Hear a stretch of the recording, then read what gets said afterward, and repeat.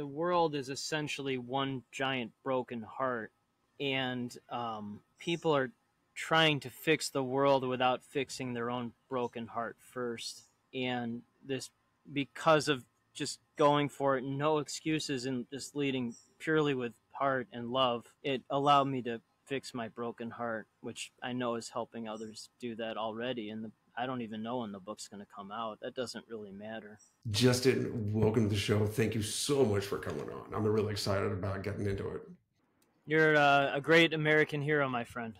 Real hero. Well, from what I've read and what you've told me, your father is an incredible American hero. And I can't wait to dig into that, manuscript, your epic journey, and so much more. But tell me, will you give the audience just a little background on where you're from and a little bit about, I know you don't want to call it business, entrepreneurial endeavors? um, it's an honor to be here. I don't say things like honor lightly. Um, there's a lot of value in that word honor, and you have a great deal of honor, great deal of honor. So thank you for thank you for reaching out to me. I really appreciate it. Um, you know, there are very few there are very few people like you in the grand scheme of things. Um, and when I say people like you, those that they just don't make any excuses ever. No, and just figure it out. Um, that's what a true visionary is to me. Someone who just never makes an excuse, never quits, never backs down, overcomes tremendous adversity, obstacles. So I see that in you, and I know, even though you can't quote unquote see now, I know you see that. Um, I know you see that in others, the ones that are like you. You can see it. So to be here is it's a great honor for me. It's a great honor. And there's a word called empathy. Empathy is understanding of others. And for people like you, I have endless empathy and understanding. Even though I'm not technically visually or hearing impaired, I do understand what it takes to become a true visionary. What it takes, without exception. There are no exceptions at this level, not at the highest level. So to have this space with you now is a great honor for me. So thank you very much. Oh, you're very welcome. And the word visionary, you talk about visionary, you gather visionaries around. Can you define visionary? It's really interesting that someone, a pure hero like you, who's visually impaired, vision impaired, asking about a visionary. So it's interesting how things align in my life. I don't know why or how it's happened, but sometimes I say things that answer the question before they're asked. So this is another example that, so a visionary, whether they can see or not, technically they can actually see things that others can't. They're not capable of seeing them, or they're not capable of overcoming what it takes to see what needs to be seen to become a true visionary. And there are four things that separate um, visionaries from non-visionaries. There are only four that I've seen. Four. My heart and brain simplify everything into a pattern. Everything's a pattern. So for that pattern, the four things are: one, bankruptcy or potential bankruptcy; two, depression; three, highest level of anxiety that you can imagine; and four, trauma as a child or young adult. Um, so for non-visionaries, those four things are excuses. Excuses. Oh, I can't do this. Oh, I can't pay for this. Oh, I can't join this. I can't create this company. Oh, I got injured and I can't, so I can't do this. So, and then a visionary, those four things are the motivation, the fuel, the fuel. So you're a great example of the visionary of those things. Well, that was one of the parallels, the corollaries that I noticed when I was reading your latest manuscript, Epic Journey, is when you mentioned these four characteristics, these four corollaries, is that uh, at some point I've been through at least three, maybe four. Uh, Not legal bankruptcy, definitely money Yeah, troubles. so that's four. Yeah, bankruptcy or near bankruptcy. Yeah, so congrats. Most of the people I talk to now are all four because all I technically do is talk to the world's top visionaries or ones who will do what it takes to become that. And since COVID, I've talked to seven folks that are less than three of those four, that are less than three of the four.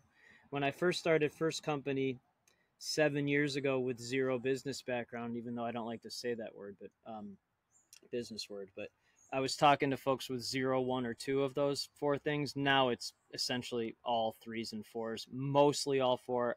I am three of the four. I have not had to worry about bankruptcy or potential bankruptcy yet. I don't know if I will, but uh, yeah. So a true visionary almost always at least three of those four things. Almost always. Why do you think these challenges, these difficulties in life, why do you think these are commonalities among visionaries? You know, what I like about that question is you doubled down on it. And what I mean by that is that you essentially accepted it as truth. You didn't question it, but you questioned the why behind it. And I think that's really important because one of my favorite phrases or patterns is better questions lead to better answers, lead to better people. So, better questions lead to better answers, lead to better people. So I think that question will lead to a really good answer and hopefully makes both of us better, both of us better. And then the audience who listens to this or watches this makes them better as well. Okay, so with that background, it tests your character. It tests your ultimate character. And again, when I said it was an honor to be here, it's a true honor because you've displayed the ultimate honor and no excuses. And I genuinely don't understand or don't know why most people aren't like you or like me or like my father. I wish more people were, but the fact is that it's incredibly rare to be like this. Incredibly rare.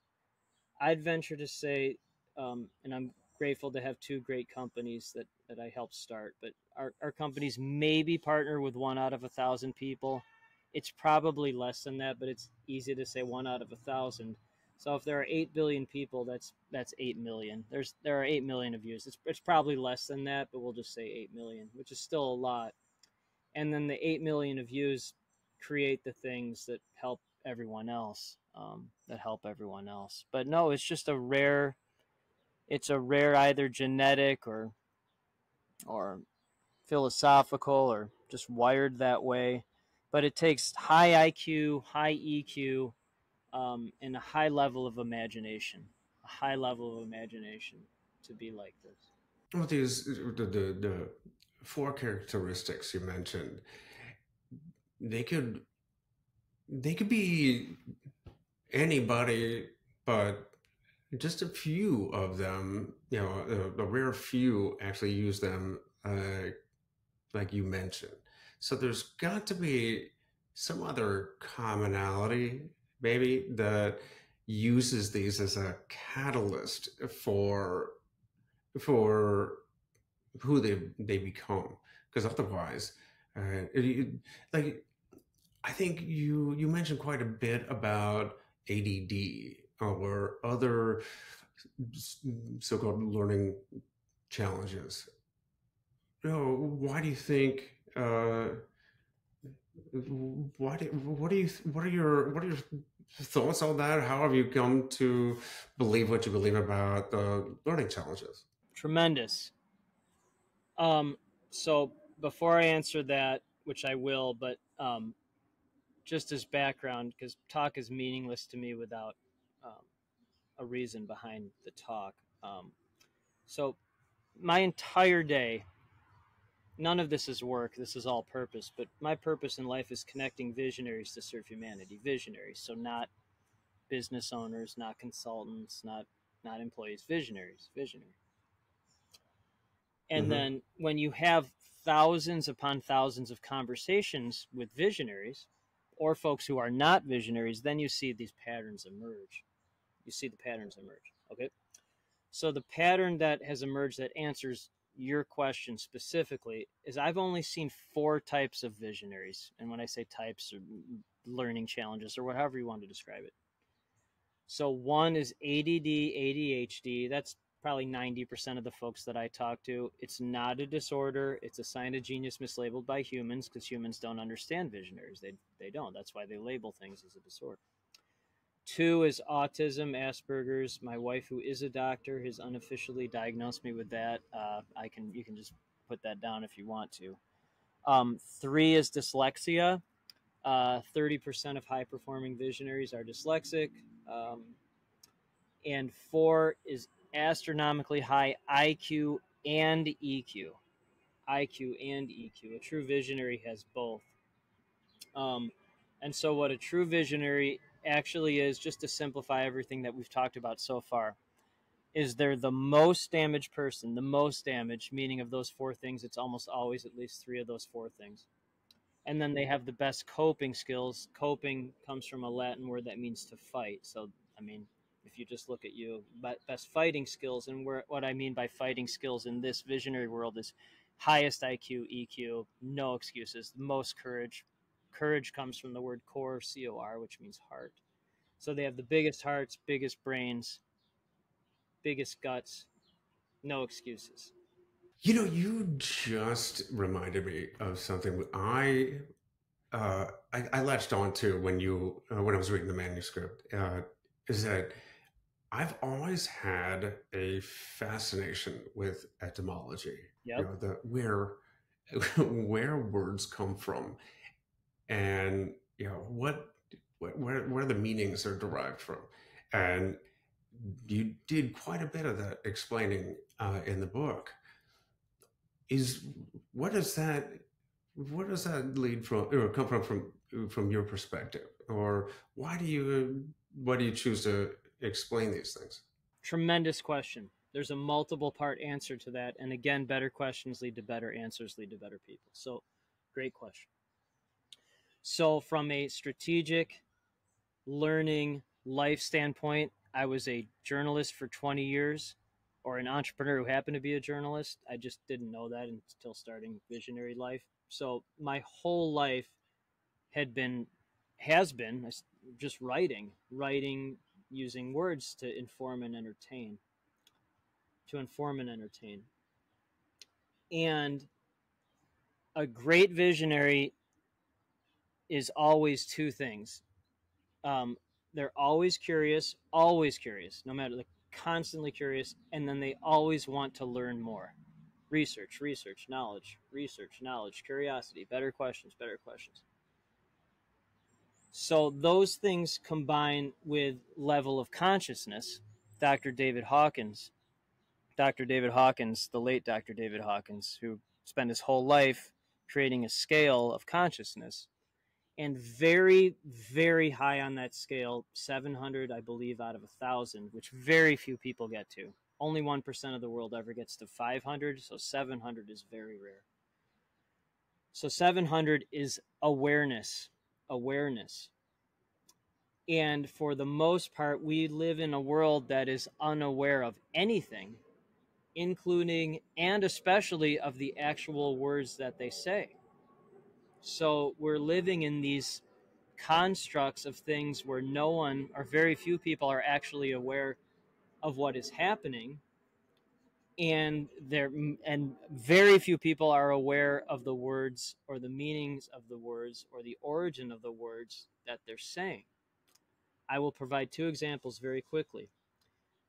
And one of the words I already said. One is business, business. And for years, decades really, I despised that word. And it was like painful even to say it. And I'm only saying it now to make it, to raise awareness of it. And so I looked it up.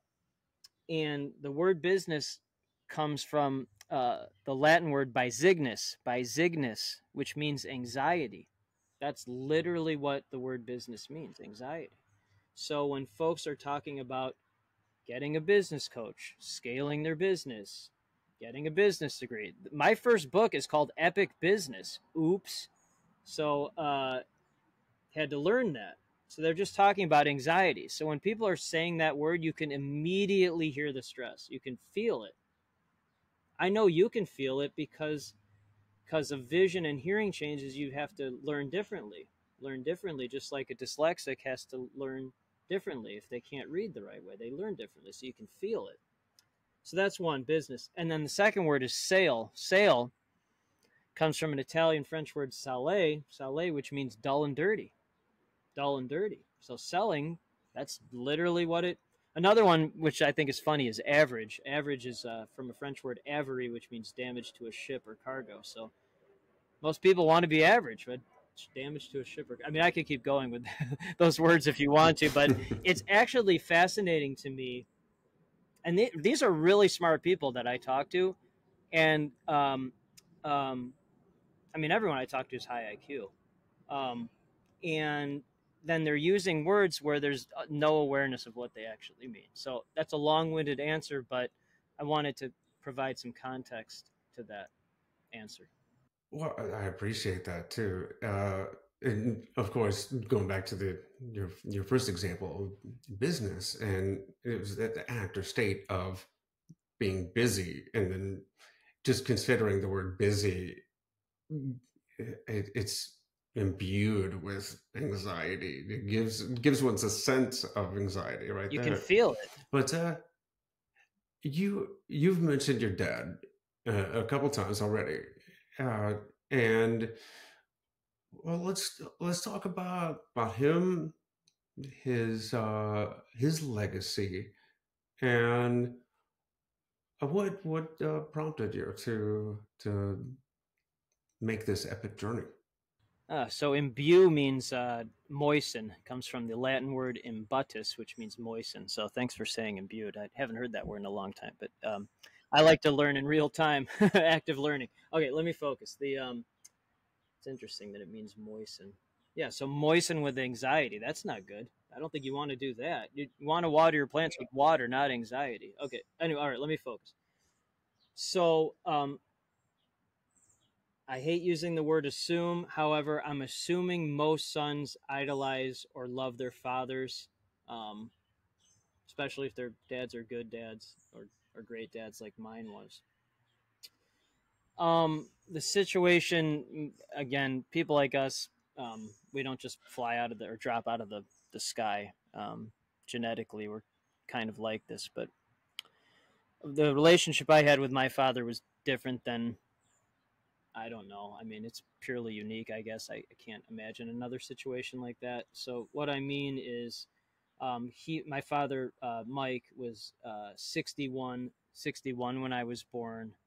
He died when I was 13. He'd be 108 now if he was alive. 108. And was born in 1916, survived the Spanish flu, the Depression, World War II, technically World War I as well. I was born in the middle of that. Became an attorney in Nazi war crime Nuremberg trials. His best friend was killed in a famous mafia hit when I was 5. Um, he was a World War II hero, shot down multiple times in combat, many times without a parachute, and he would just get back into a plane. Very grateful that you read the Epic Journey manuscript. I found a diary of his fighting in the Battle of the Hurtgen Forest toward the end of World War II, found it after he died, and there are many diary entries in the book. They're all very graphic, but that's what entrepreneur visionary life is. It's a battle, constant battle. And then before he died, when I was 13, he said his favorite phrase was, "The cream rises to the top." So he would always say, "The cream rises to the top. The cream rises to the top. The cream." So I used to think that was rising to the top of the journalism ladder, which very grateful. I made it to Chicago as an editor and reporter there. That was took a long time to do that, but made it there. Then I thought it was starting a company with zero business background and creating a successful global company. So did that. Then I thought it was starting another company that was just named one of the top 5 masterminds on the planet. I'm very grateful for that. But really what I think it is currently, as of age 47 in a few months, I think it's raising level of consciousness to the highest level possible in this living body lifetime, which creates the most awareness and impact for others. I think that's what the cream rises to the top actually means. Now, He had another saying that really, well, maybe he had well, the other more than a one, I few. didn't know how appropriate it would be to say. If you want to say it, or I can. Well, I don't know which one you might be referencing, The but one with the F word in it. I was thinking, of the be early, brave, be on. So that was the, thank you for saying that. That was the World War II hero I met last year, Thomas Cernek, who was a living version of my father. That was Thomas Cernek's simplification of life. I think that's a fantastic simplification. Is that what is visionaries that you seek together? Is that one of their superpowers, their gifts, is to take concepts and simplify them? Great question. Very grateful to be in an entrepreneur group called Strategic Coach. Have been in that since 2019. It was co-founded by Dan Sullivan. He's a great entrepreneurial coach, truly great. And he talks about visionaries being either simplifiers or multipliers. So to paraphrase Dan, very grateful for Dan. Most great visionaries are simplifiers. I'm a pure simplifier. It feels to me as if you're a simplifier as well. So a simplifier can take all this complexity or these concepts and then simplify it into a sentence or a word, or a book or a pattern. Um, I think that's my main gift, connecting visionaries to serve humanity by simplifying all of their complexity into a connection. And then again, Dan Sullivan, another smaller group of visionaries is a multiplier, and that's where they can take one concept and just you see a lot of really ADD, ADHD folks who are multipliers. So you see a lot of folks like that in marketing or funnels or whenever that is. And then just to double down on that, um, one of my friends, his name is Howard Getson. He's a pure genius. And a couple of years ago, I was talking to him about if I was a simplifier or a multiplier, and he provided a great response to that.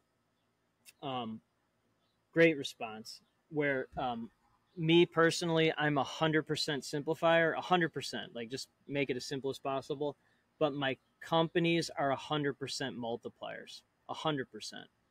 So by simplifying everything, me personally, it allows the company to multiply. It allows the company to multiply. And then from a soul spiritual level, I'm 100% a soul simplifier. Just simplify someone's soul or their purpose into one thing. And then almost everyone, not everyone, but almost everyone I talk to is a soul amplifier. A soul amplifier. And to really simplify all of the simplification, I simplify soul amplifiers' souls and then connect them to other soul amplifiers, which is really fascinating to see that from a strategic and philosophical, faith-based networking space um, construct. It's difficult to talk about visionaries or vision without bringing up G.L. Wickman and vivid vision.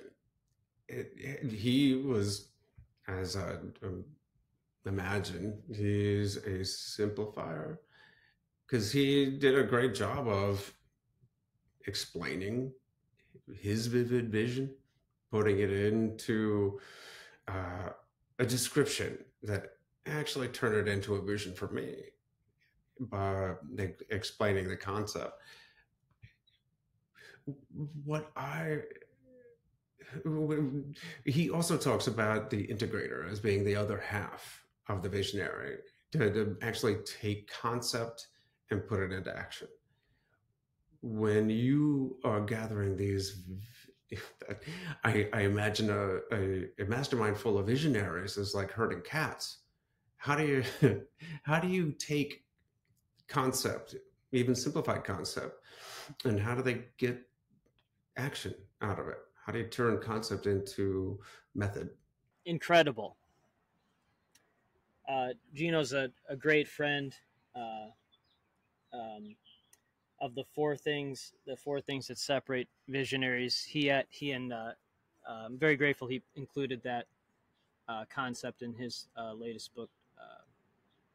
I believe it's called Shine. I apologize, Gino, if that's incorrect, but I believe it is. Him and Rob Dubay included that, and then they added a fifth, addiction. So a fifth thing, addiction. So grateful for Gino for doing that. He's a great visionary. And then to answer your question, so herding cats is what you would think a room full of visionaries actually is. But the only way to learn anything is to create a room full of visionaries and see what happens. And it's the opposite of herding cats. It's the only place I've ever been, ever, where the herding cat slows down because there's a shared empathy of understanding what everyone in that room has overcome. Because everyone is a visionary. And my favorite quote is from Emerson, Ralph Waldo Emerson from the 1800s. To be great is to be misunderstood. To be great is to be misunderstood. And in a room where everyone for most of their lives has been misunderstood by the overwhelming majority of society, to finally be in a room where everyone understands each other, no matter if they've had a 9-figure exit or if their company is really struggling, that doesn't matter. There's a shared empathy and understanding and intense focus. And I've never seen anything like our meetings, whether they're virtual or in person. The word I use to describe it in the Epic Journey book is sanctuary. Um, I invest a lot of money to be in, well over 6 figures, to be in the right rooms. I'm very grateful to have the opportunity to do that. There's nothing like a room of 100% visionaries, and it's the opposite of herding cats, which is fascinating to see that. It sounds reminiscent of was it Stephen Cutler's The Art of Impossible, where he was talking about shared flow, Shared flow. where you his flow being in the zone where all of your senses and your mind goes into perfect focus, and then there are times, and I've experienced this on the battlefield, where it is shared among members of a team, where you know vocal interactions, communication isn't necessary because we No, already know it can intuit. 100%. Yeah. So I can imagine in a room of like-minded individuals, visionaries, that might actually happen as well. Well, it thank you for saying that. It does happen. I've seen it. I mean, I it So we had again, talk is meaningless to me. It's like only action matters, only results matter. We had our most recent virtual meeting today for 2 hours, and my personal favorite part of the virtual meetings is we have what's called a member spotlight, where one of the members talks about what she or he is up to. And our speaker today, Anthony Engler, um, talked for more than an hour about his entire life story, the ups and downs. Because visionary life, it's the again, most damage, best coping skills. So there was a lot of that. A full hour, not one interruption, not one. There's no other. There's no other place. No one walked out. No one left. Everyone just sat there and listened. And then at the end, we had a 15 to 20-minute dialogue about that. You must be a good storyteller. Thank you for saying that.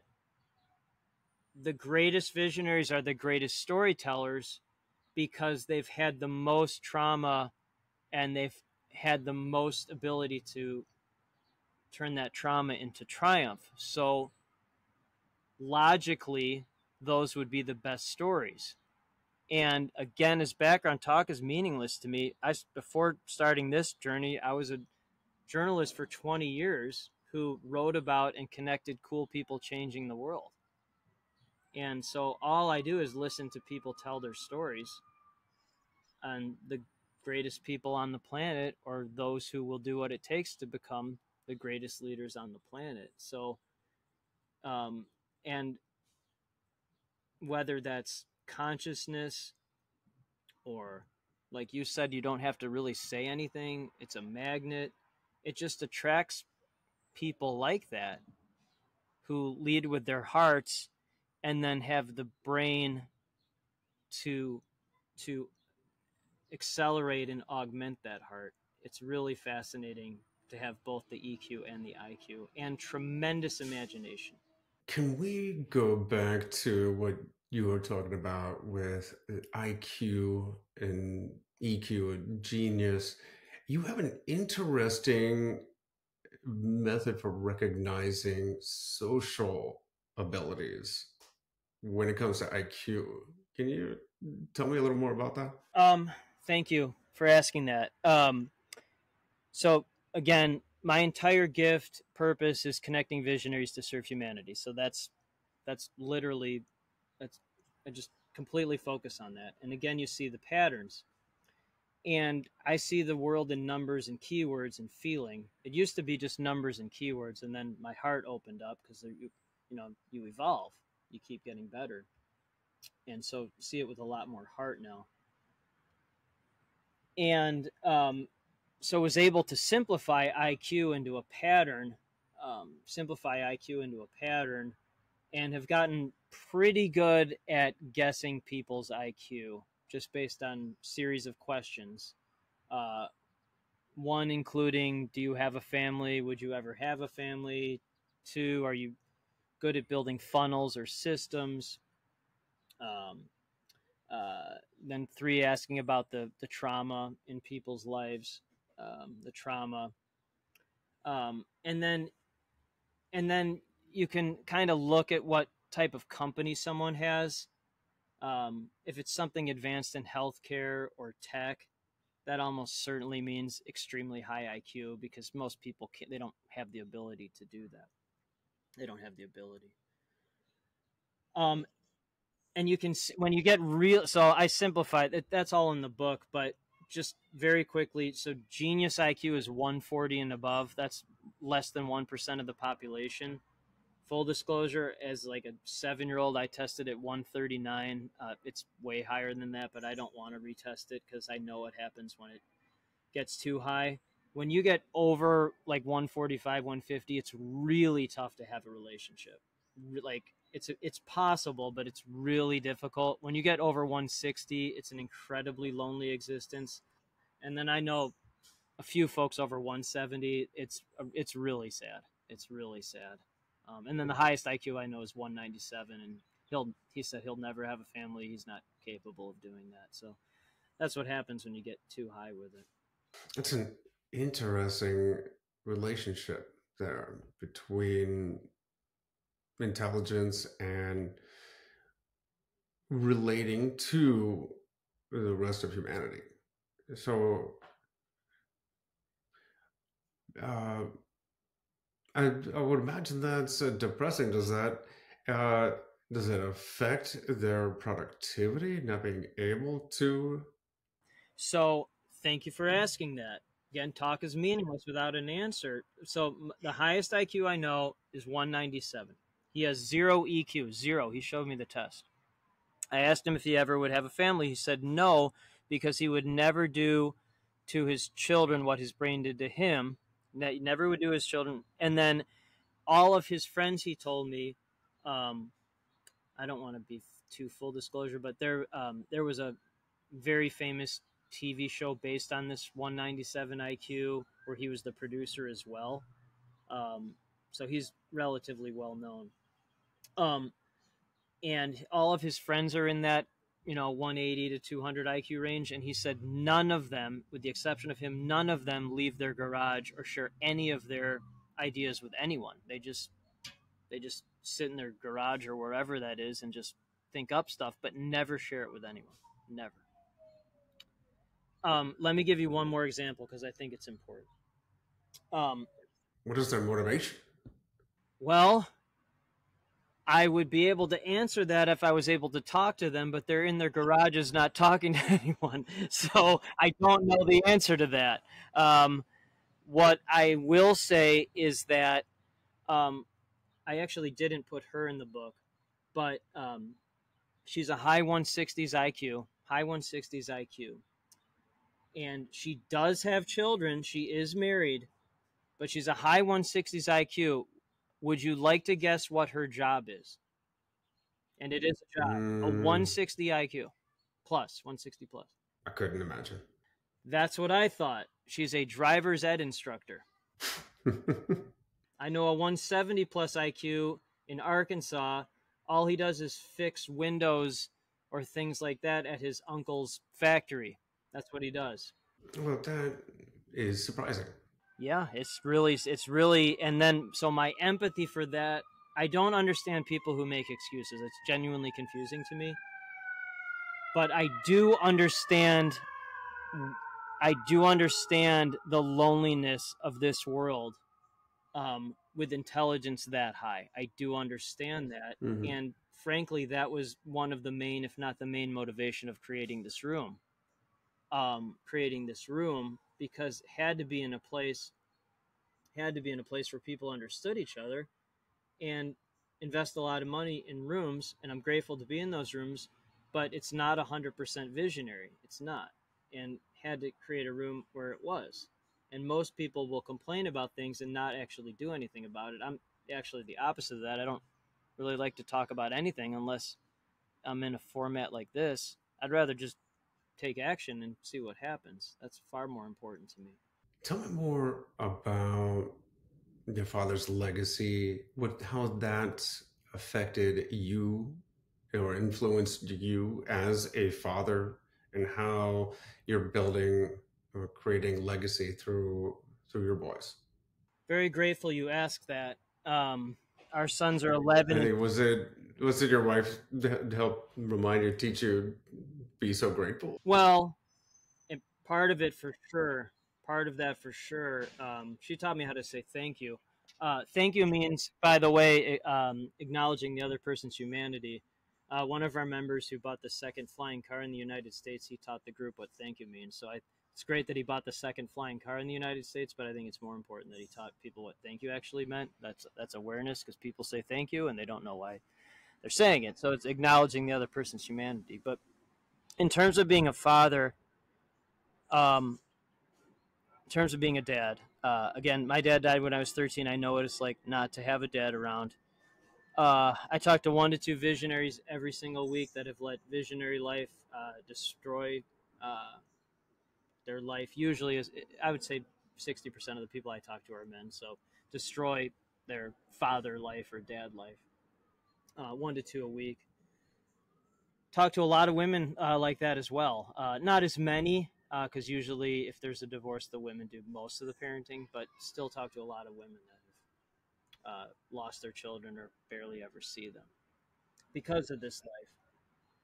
And so I would never do that to my children. I would never do that. But also, um, uh, Jake and Chase are the boys. They're 11 and 10, and they're just pure visionary, great leaders, surprisingly popular. Have a lot of friends, which is really nice to see that. They'll be amazing adults. And then I don't force them to do anything, but they, I guess, are similar to me in terms of their ability to recognize patterns and do deep feeling and thinking. Um, and I've learned more from them than they've learned from me. Who was it you wrote about was drawing triangles or having conversation? It was drawing. There's a pattern I recognized in the book about threes, the triangle being the strongest shape, Poseidon, and the trident. And who go ahead. No, you're adding value to the pattern. So, youngest son Chase, he's 10 now. When he was 9, it's interesting that this is what I mean. You can see it without seeing it. It's fascinating. You can, man, that is really interesting. So you took your lack of technical sight, but actually saw something that I didn't by seeing the trident, the three prongs with the triangle. Okay, so people are like, what are you talking about? But okay, so um, Chase, the 10-year-old, when he was 9, he drew a series of 3 circles connected with a triangle. So 3 circles connected with a triangle, and he labeled or titled that photo "Geometry Unlocks Consciousness." Geometry unlocks consciousness. Okay, so he was 9 when he did this. Okay, again, this is the value of being a dad like this, the true value. Okay, so the top circle is the grandfather, great son. And Chase and I agree that the world's biggest problem is that there are too many grandfather, great sons. We'll just call them men with egos. Men with egos, and they're just melting everything with their own ego. They come up with most of the great ideas, but they also melt the ideas with their own ego. Um, the second circle is what most of those grandfather great sons are missing. That's the Mother Earth, which Chase wrote is the source of light and reflection. I'm sorry, the source of life and reflection. Life and reflection. So that's the Mother Earth. And then the third circle is the moon, which is neutral and essentially can do anything.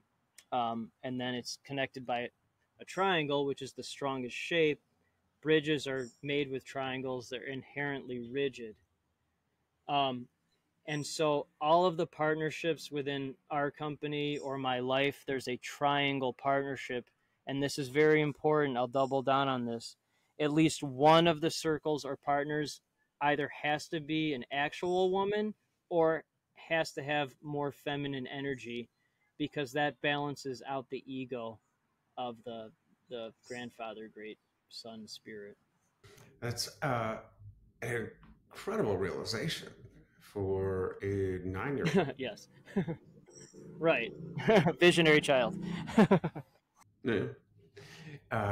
But what stood out for me when you were writing about Poseidon is that I've been to Herculaneum. I lived in Really? Italy for Are you four serious? years at Naples. You lived in Herculean? You really? Did you go to that? Did you go to that? I want to say I remember the mural. Wow. Holy cow, man. So this is my whole life. It's like things like that, man. That's awesome. Wow. Well, I lived in Naples for 4 years Wow.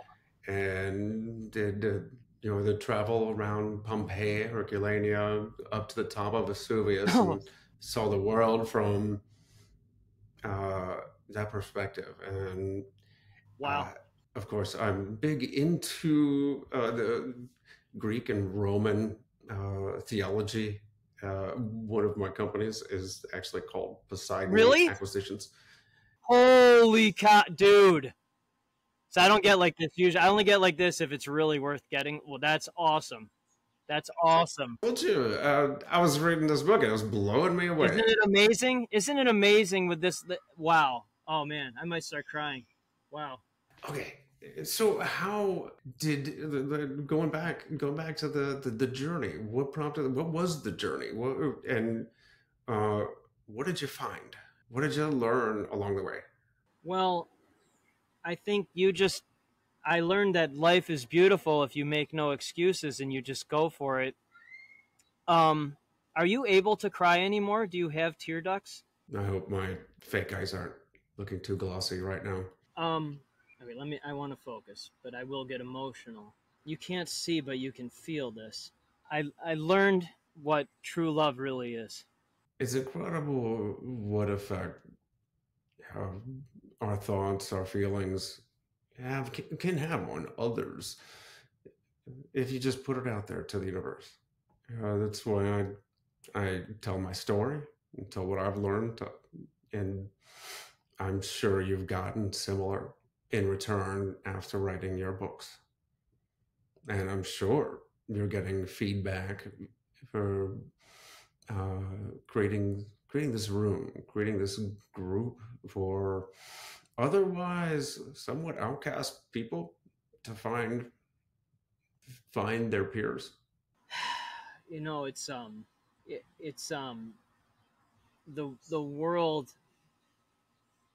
The world is essentially one giant broken heart, and people are trying to fix the world without fixing their own broken heart first. And this, thank you for telling me about your company and your Italian. I don't believe in randomness. It's just things are meant to be. And so this book, and then because of just going for it, no excuses, and just leading purely with heart and love, it allowed me to fix my broken heart, which I know is helping others do that already. And I don't even know when the book's going to come out. That doesn't really matter. Oh.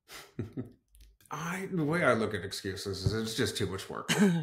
It's a, it's it's unhealthy ways.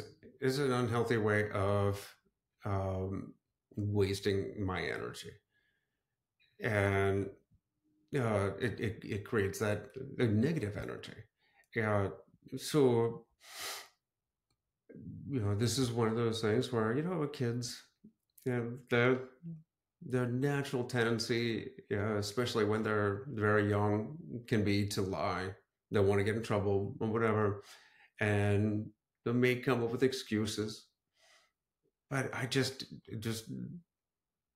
so why would you waste your energy coming up with excuses when you can just learn and move on?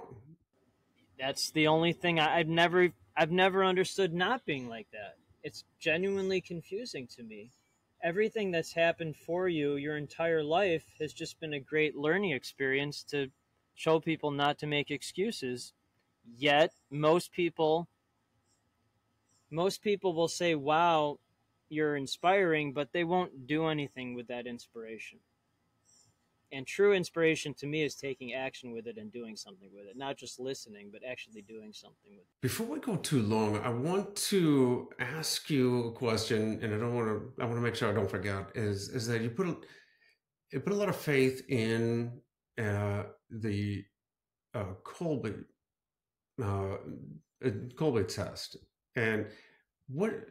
But first, tell me what this is. Is this a personality test? Is it a culture No, index? no, no. I don't care what your personality is.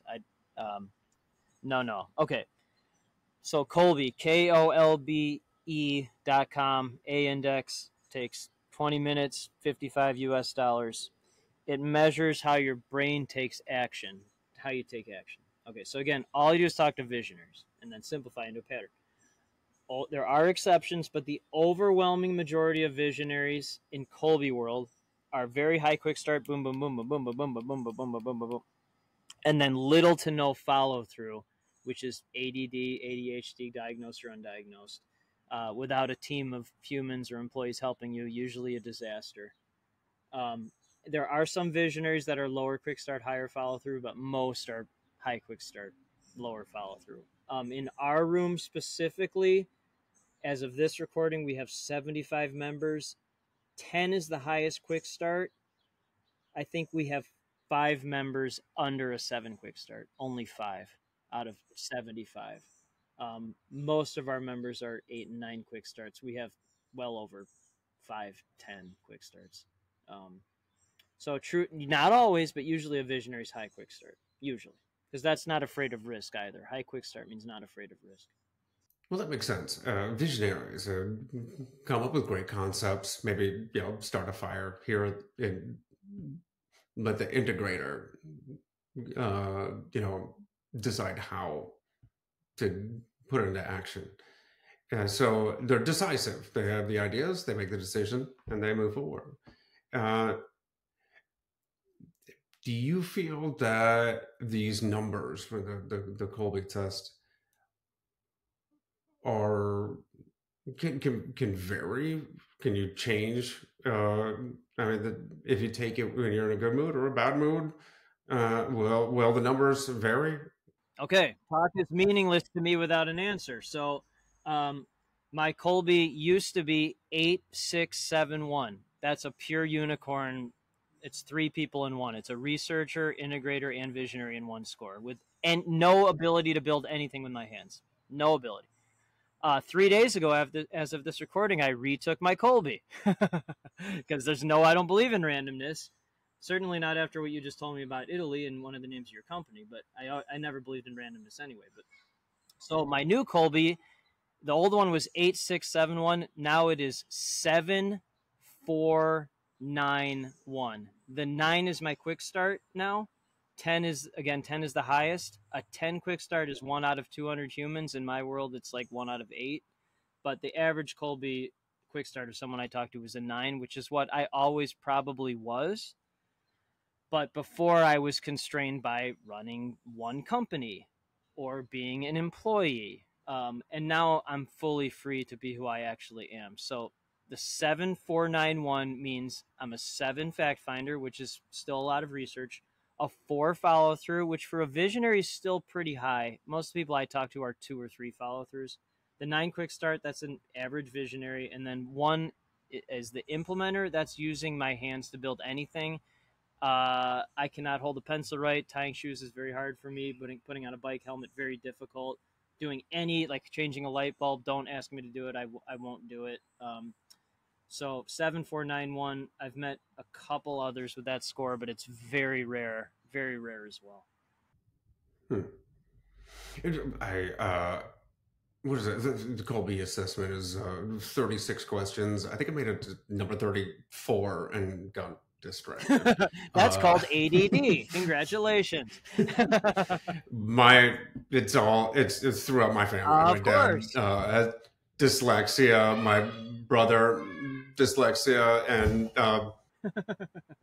yeah. Oh yeah. I tell people I'm the blindest guy with shiny object syndrome. But you would love our room. So as of yet, no plans, no date on when the book will be published. No. I know Dr. Deepak Chopra is writing the introduction for it, so that's good. I mean, that's incredible. I've been reading Deepak Chopra since I was a teenager. Yeah. That's incredible. Well, makes sense that you've been reading him. Yeah. So they just invited me. He's speaking at Harvard in a couple months, so I'm going there to meet with him and his team. And then the CEO of the Chopra Foundation, Punacha Machaya, he just interviewed me yesterday about the book and the network. I'm not sure when that when that interview is coming out, but he'll be there as well. And so it's a great collaboration because, again, you're the same way. You'll see these kind of things happening for you as well because you just don't make excuses. And then the book will. I'm forever grateful for the company and companies. The book is my truest purpose. I mean, you've read it, you understand what it really is. I just put everything into it, and will the rest of my life for sure. Well, future ADD riddled hopeful visionaries. Uh, in fact, you know what? That reminds me. You said that ADD is not a disability. No, not a disorder at all. Well, what do you think it is? It's a sign of genius mislabeled by humans. Yeah. So dyslexia was just in very grateful. Was at Necker Island with Sir Richard Branson. Massive ADD, ADHD, and totally dyslexic. It's interesting when it comes to ADD, and you know, I've always had a terrible sense of time. I've always been an insomniac or night owl, or whatever you want to call it. But after losing my eyesight, some could call it a sleep disorder. But I have no circadian rhythm. Uh, However, that also means that sometimes when it's absolutely necessary, I'm completely awake, uh, and that might not be during daylight hours. So sometimes it's a gift. 100%. But uh, I want to thank you very much for your time. This has been a fascinating, intriguing, and uh, totally enjoyable conversation.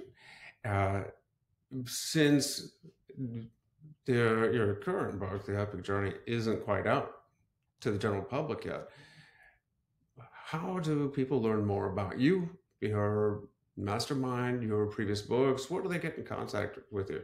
Well, again, honored, great honor. The main company is theepicfit.com, theepicfit.com. All the information is there. The previous book I wrote is called Epic Life. I'm very grateful Dr. Peter Diamandis wrote the foreword for that one. That book's done very well, but anyone's more than welcome to reach out to me. I'm happy to send the transcript or manuscript of Epic Journey to them. Um, that book's already changing the world. I know it will at the highest of levels. So grateful to be given the gift to be able to write that book for sure. Thank you so much, Justin. This was, like I said, a very enjoyable conversation. I can't wait to share it with the rest of the world. And I appreciate and thank you for your family's service. Thank you, my friend.